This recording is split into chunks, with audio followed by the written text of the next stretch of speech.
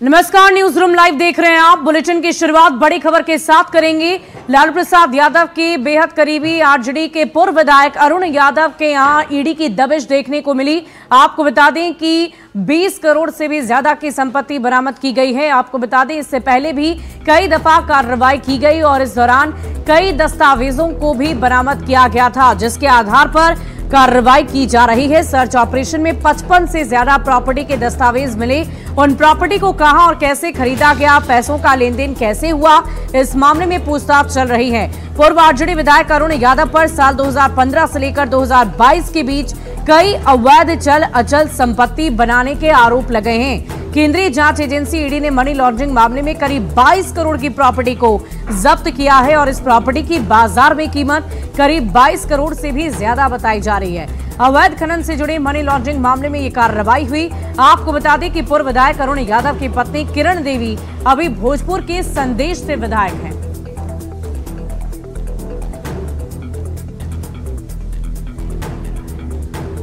ED यानी प्रवर्तन निदेशालय के द्वारा एक बड़ी कार्रवाई को अंजाम देते हुए आरजेडी के एक विधायक के खिलाफ एक बड़ी कार्रवाई को अंजाम दिया गया है और उसकी करोड़ों रुपए की जो चल और अचल संपत्ति को अटैच कर लिया गया है। दरअसल पिछले कुछ समय पहले जिस तरह से पूर्व विधायक रहे अरुण यादव के खिलाफ जांच एजेंसी के द्वारा मनी लॉन्ड्रिंग एक्ट के तहत केस को रजिस्टर किया गया था और इस मामले में जब तफ्तीश की गई तो उसके बाद कई महत्वपूर्ण सबूत और इस मामले पे काफी महत्वपूर्ण दस्तावेज जो है वो बरामद हुए थे। इसी साल फरवरी महीने में जब उनके घर पे सर्च ऑपरेशन की कार्रवाई को अंजाम दिया गया था तो उनके घर से तकरीबन 50-55 से ज्यादा फ्लैट के दस्तावेज मिले थे। इसके साथ ही काफी चल और अचल संपत्तियों से जुड़े हुए दस्तावेज और तमाम सबूत मिले थे। उसके बाद इस मामले पर तफ्तीश का दायरा आगे बढ़ा। हालांकि अरुण यादव की बात करें तो वो पूर्व आरजेडी के विधायक हैं और ऐसा माना जाता है कि वो लालू परिवार के भी बेहद करीबी हैं। और इसके साथ ही उनकी पत्नी की अगर बात करें तो उनकी पत्नी का नाम किरण देवी है। किरण देवी की अगर बात करें तो किरण देवी फिलहाल मौजूदा विधायक भी हैं और जिस तरह से किरण देवी का संबंध जो है वो राबड़ी देवी के साथ भी उनके नाम जोड़ा गया था, क्योंकि राबड़ी देवी के द्वारा 4 जो फ्लैट कथित तौर पे बेचे गए थे वो किरण देवी को ही बेचे गए थे। तो राबड़ी देवी के द्वारा जो देखा जाए तो एक मामला जो जमीन के बदले नौकरी देने का जो मामला है वो पहले से चला आ रहा है, जो बिहार के पूर्व मुख्यमंत्री भी रही हैं। और राबड़ी देवी आखिर क्यों अपने 4 फ्लैट्स किरण देवी को बेची, ये भी मामला अब तफ्तीश का है। तो एक तरह से कहा जा सकता है कि इस तफ्तीश के दौरान में जिस तरह से तमाम सबूतों को इकट्ठा किया गया, इस मामले में कई लोगों का बयान दर्ज किया गया, उसके बाद तकरीबन 22 करोड़ से ज्यादा की प्रॉपर्टी को अटैच कर लिया गया है। 22 करोड़ की जो प्रॉपर्टी अटैच की गई है, हालांकि आज उसका जो एक बाजार मूल्य है वो तकरीबन 100 करोड़ से ज्यादा बताया जा रहा है और हो सकता है कि उससे भी कहीं और ज्यादा इसकी कीमत आज के दौर पे आकी जा सकती है। लेकिन जिस तरह से इस मामले में तफ्तीश का दायरा आगे बढ़ता जा रहा है और खासतौर पर जिस तरह से अवैध तौर पर खनन का मामला और इसके साथ साथ अरुण यादव की जो भूमिका है, कई ऐसे आपराधिक कृत्यों में जुड़े रहने के मामला का जो सामने आया था, तो एक तरह से कहा जा सकता है कि इस मामले में जैसे जैसे तफ्तीश का दायरा आगे बढ़ेगा, आने वाले दिनों में कई लोगों की मुश्किलें बढ़ सकती हैं। वीडियो जर्नलिस्ट विकास ठाकुर के साथ Shankar Anand, news 18 India, ED headquarter, Delhi. और बिहार के सूचना एवं जनसंपर्क मंत्री महेश्वर हजारी ने कहा है कि वो बिहार के मुख्यमंत्री नीतीश कुमार के हनुमान हैं। बिहार के सीएम जो कुछ भी कहेंगे, जैसे भी आज्ञा देंगे, वो उसे जरूर मानेंगे। क्या कुछ कह रहे हैं महेश्वर हजारी, आपको सुनवाते हैं। कोई न कोई व्यक्ति जो होता है किसी न किसी पार्टी से संबंध रखता है। हम भी आदरणीय नेता नीतीश कुमार जी के एक तरह से हनुमान है। कोई लोग कहता है जब मैं फलाने का हनुमान हूं तो मैं भी नीतीश कुमार जी का हनुमान हूं। आप कैसा चिराग पासवान की तरफ है कि उन्होंने कहा है कई बार कि भाई मैं किसी का नाम नहीं लेना चाहता हूं, मैं भी नीतीश कुमार जी का हनुमान हूं। नीतीश कुमार जी आज यदि आदेश कर दे जो महेश्वर हजारी जी एक पैर पर खड़ा हुए तो मैं एक पैर पर खड़ा रहूंगा, क्योंकि मेरा नेता, मेरा आदर्श नीतीश कुमार जी है। नीतीश कुमार जी के आदेशानुसार ही कोई काम करता हूँ। और सीतामढ़ी के सुप्पी प्रखंड के धापटोला गांव में कुछ ऐसी तस्वीर देखने को मिली जहां विकास कार्यों को लेकर एक तरफ दावे तो लाख किए जाते हैं, लेकिन धरातल पर वो तस्वीर नजर नहीं आती। आपको बता दें कि पुल का निर्माण अब तक नहीं हुआ है, जिसकी वजह से लोगों को ऐसे ट्यूबवेल पर बैठकर उसी नाव बनाकर आवागमन करना पड़ता है। महिला और छोटे छोटे बच्चे इसी की वजह से बहुत परेशान हो रहे हैं। लोगों ने बताया कि अगर कोई बीमार पड़ जाए तो लोगों को बिना इलाज के उनकी मौत हो जाती है, उनकी जान चली जाती है, जिससे परेशान लोग गांव में पुल बनाने की सरकार से मांग कर रहे हैं। मैं इस वक्त मौजूद हूँ सीतामढ़ी के सुप्पी प्रखंड के धाप टोला के समीप और धाप टोला के रहने वाले लोगों का दुर्भाग्य क्या है, उनको किस परेशानियों का सामना करना पड़ता है, हम आपको तस्वीर के माध्यम से दिखाने की कोशिश करते हैं। यह सुप्पी प्रखंड का धाप टोला है जो चारों तरफ नदी से घिरा हुआ है और यहाँ पर पिछले 50 सालों से लोग एक पुल का इंतजार कर रहे हैं, जिस पुल के नहीं रहने से आप तस्वीर देख सकते हैं किस तरीके की महिलाओं को कष्ट उठाना पड़ रहा है। इस गांव में रहने वाले लोगों को परेशानी उठानी पड़ रही है। महिलाएं ट्यूब के सहारे नदी पार करती है और इनको अभी तक सरकारी नाव की भी व्यवस्था नहीं किया गया है। बाढ़ आने पर लोगों की तकलीफ इस कदर बढ़ जाती है कि अगर इस गांव में अगर कोई बीमार पड़ जाए तो उसकी बिना इलाज के मौत हो जाती है। यहाँ पर तो बहुत परेशानी है। सबसे बड़ी मुश्किल बात है कि मेरे विधायक महोदय आज तक यहाँ देखने नहीं आते हैं। और दूसरी बात है, अगर बीमार पड़ जाए, छोटे छोटे बच्चे हैं तो बिना इलाज के ही मौत उसका हो सकता है। कि ट्यूब के सहारे ट्यूब उलट जाता है तो लेडीज वो कैसे तैर करके निकलेगी, ये भी हम लोग खतरा से खेल रहे हैं। श्रीमान को बुझा रहा है, विधायक साहब आते हैं, चेहरा दिखा कर चल जाते हैं, 5 साल के बाद ही कभी दर्शन करने भी नहीं आते हैं। डूबे के कोई खाना पानी के कोई बहुत दिक्कत बा, बहुत हमरा दुख बा। हमें बसल छी कानी में, कोई हमरा सहारा ना है, कोई खतरनाक हो जाएगा तो हम केना जाएगा। देख सकते हैं महिलाओं की पीड़ा क्या है, यहाँ छोटे छोटे बच्चों की पीड़ा क्या है और जो यहाँ बस्ती में रहने वाले 1000 से ज्यादा की आबादी है किस तरीके से अपना जिंदगी गुजार रहे हैं, सहज अंदाजा लगाया जा सकता है। राकेश रंजन, न्यूज़ 18, धाप टोला, सुप्पी, सीतामढ़ी। और अगली खबर आपको मोतिहारी से बताएं, जहां बाढ़ आने की वजह से किसानों की परेशानियां और भी ज्यादा बढ़ गई है। आपको बता दें कि किसानों की तरफ से कर्ज लेकर गन्ने की फसल लगाई गई थी, लेकिन वो भी फसल बर्बाद हो गई, जिसके बाद से किसानों की परेशानी और भी ज्यादा बढ़ गई। उनकी माने तो कर्ज लेने की वजह से भूखमरी के कगार पर वो आ चुके हैं।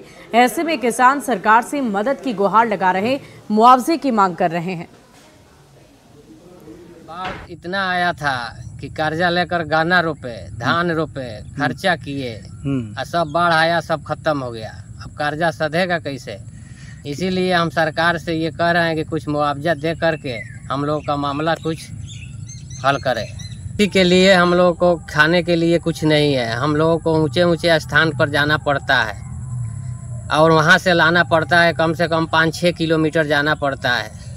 और ला करके हम लोग किसी तरह उस लोगों को पालन पोषण कर रहे हैं। बाढ़ बहुत ज्यादा आई था तो हमने के कर्जा पंचा कह के धान के रोपनी और फसल सब बर्बाद हो गई। बहुत कर्जा हो गई बा, कैसे हमने के कर्जा सधी, कुछ मुआवजा दे सरकार जी, हमने के कर्जा सदो। और इसी बीच सिवान से बड़ी खबर आपको बता रहे हैं, जहां 5 लाख की शराब की जब्ती की गई है। आपको बता दें कि स्कॉर्पियो से ये शराब की जब्ती हुई, 3780 कार्टन शराब की जब्ती हुई है। इस वक्त की बड़ी खबर आपको बता रहे हैं, 3,780 लीटर शराब की जब्ती स्कॉर्पियो से हुई। मैरवा के मैदनिया नहर पुल पर यह कार्रवाई की गई है। सिवान से बड़ी खबर, 5 लाख की शराब की जब्ती, स्कॉर्पियो से मिली शराब, बाइक भी जब्त की गई है। मैरवा के मैदनिया नहर पुल पर यह कार्रवाई की गई।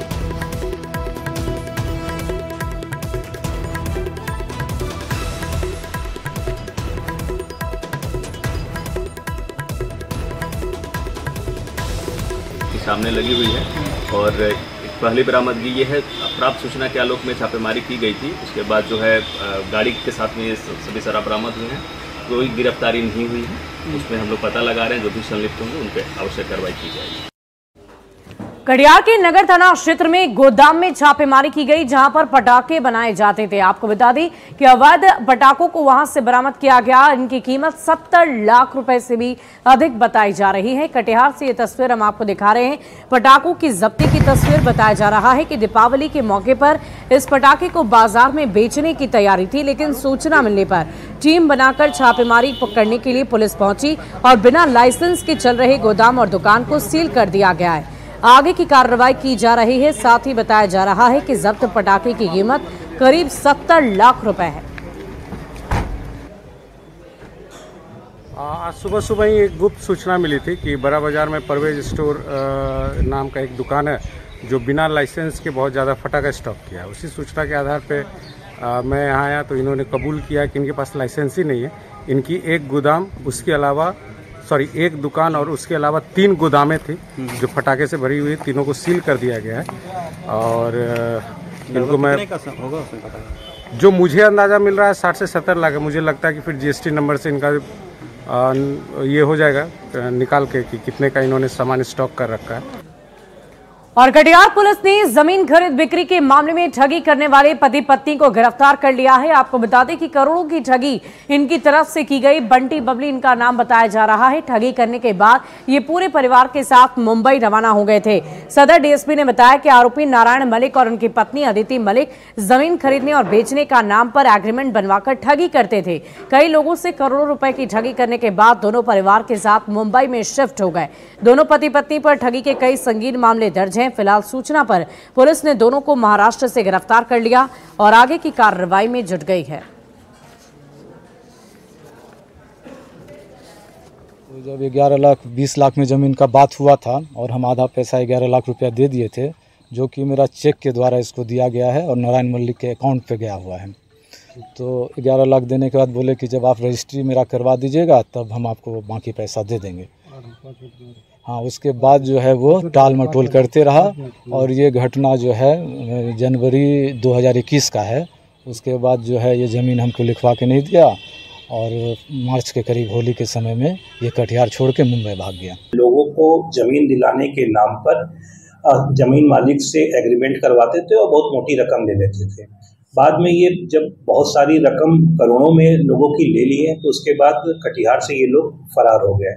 इनके खिलाफ नगर, सहायक, मुफस्सिल एवं कटिहार के अन्य जिलों में दर्जनों कांड दर्ज किए गए और करोड़ों रुपए की इन लोगों ने ठगी करके ये लोग विलुप्त हो गए। कुछ इनपुट्स हम लोगों को मिले, टेक्निकल इनपुट्स मिले, जिसके आधार पे इनको मुंबई के मलाड ईस्ट से हम लोगों ने गिरफ्तार किया। इन लोगों ने अपना जुर्म कबूल किया।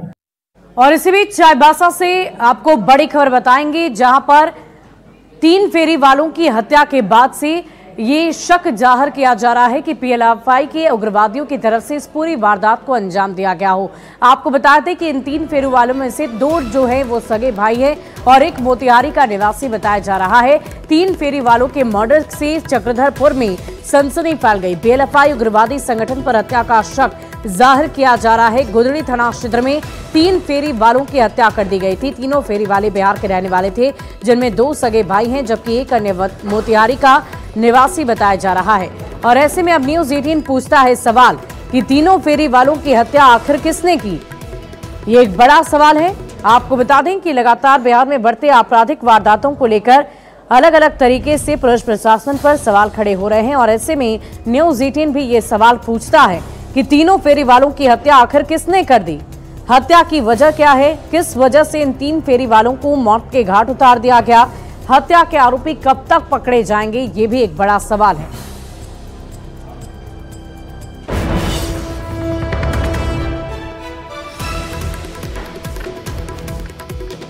और इस पूरी खबर का अधिक जानकारी के साथ न्यूज़ 18 संवाददाता रुपेश प्रधान हमारे साथ फोन लाइन पर हैं। रुपेश, क्या अपडेट है इस पूरे मामले को लेकर? क्या पुलिस प्रशासन की तरफ से किसी तरह की कोई कार्रवाई की गई?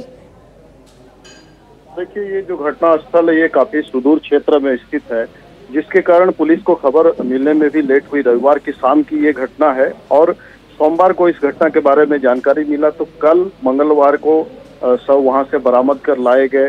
देर रात तक कल यहाँ चक्रधरपुर, आज ही जो पोस्टमार्टम हाउस है, आज करीब 10 बजे यहाँ तीनों के शव को लाया गया है।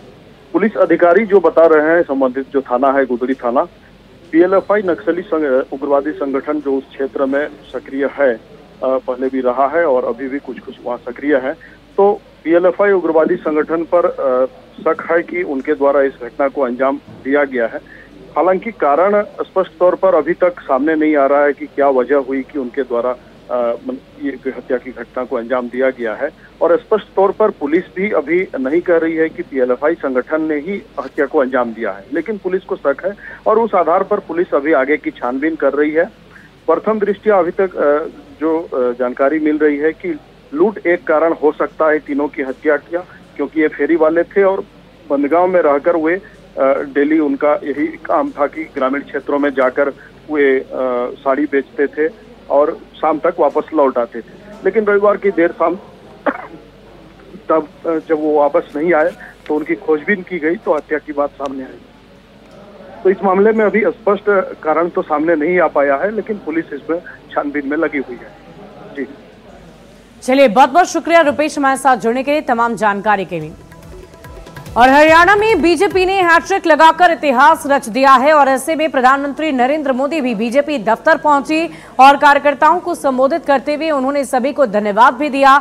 हरियाणा की जनता को धन्यवाद देते हुए कहा कि कांग्रेस की हार और इधर मोदी की जयकार देखने को मिल रही है। मोदी ने कहा कि देश के खिलाफ अंतर्राष्ट्रीय साजिश चल रही है।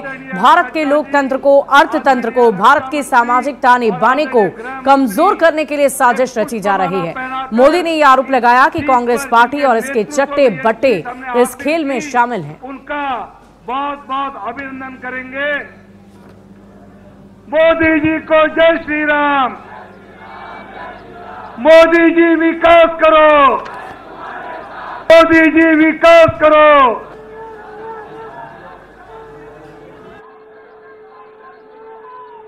और ये तस्वीरें हम आपको बीजेपी दफ्तर से दिखा रहे हैं, बीजेपी कार्यालय की ये 3 बहुत ही खूबसूरत तस्वीरें आपके सामने हैं।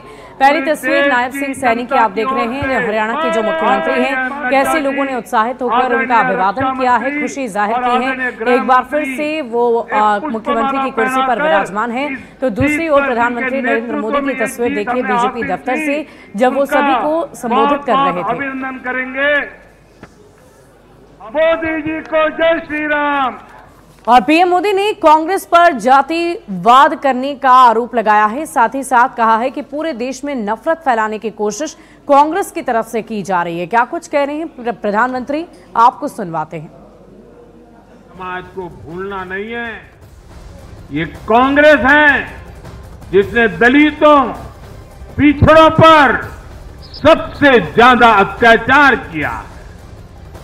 ये कांग्रेस है जिसने उन्हें इतने दशकों तक रोटी, पानी, मकान से वंचित रखा। ये वो लोग हैं जो 100 साल बाद भी सत्ता मिलने पर कभी किसी दलित, पिछड़े, आदिवासी को प्रधानमंत्री नहीं बनने देंगे। कांग्रेस हर संस्था पर दाग लगाना चाहती है। आपको याद होगा लोकसभा चुनाव का परिणाम आने के पहले इन्होंने किस तरह का कोहराम मचाया था। चुनाव के दौरान भी ये लोग, इनको सहयोगी दल, इनके अर्बन नक्सल साथी कितनी बार कौट गए। और यहां रुकेंगे एक छोटे से ब्रेक के लिए, खबरें लगातार जारी है।